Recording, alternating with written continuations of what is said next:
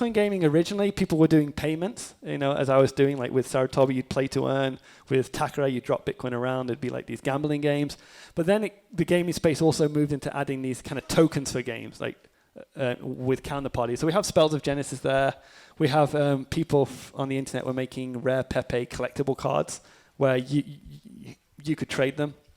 I actually added the ability to drop these tokens in my geocaching game. And there's a funny story with this card here. When we were testing it out, somebody dropped this card for me to pick up in the middle of Tokyo. And it was worth maybe $5 at the time. It wasn't worth much. And I was going to pick it up, but my girlfriend at the time was slow getting ready. I blame her. So we kind of got a bit late, and somebody picked it up before me. I thought, it doesn't matter. But during the NFT hype last year, that token sold for... Oh yeah, it was Shaban stole it. So you owe me a drink.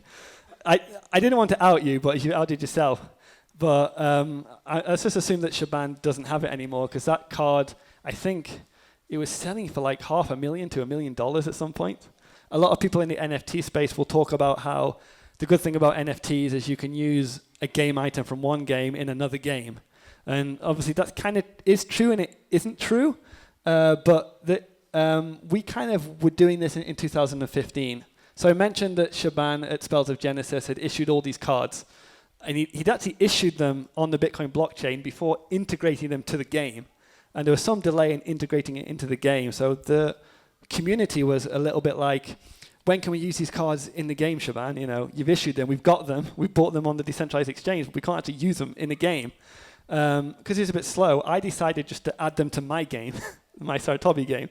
So this is kind of the first example of I use a game item from another game in my game. And they weren't exactly the same. So basically, if you had this card in Shaban's game, it would look like this. But in my game, it would be reinterpreted. But from a protocol point of view, I could add them to the game, and they could play my game. And there's nothing he could do about it, because he didn't actually own the game items.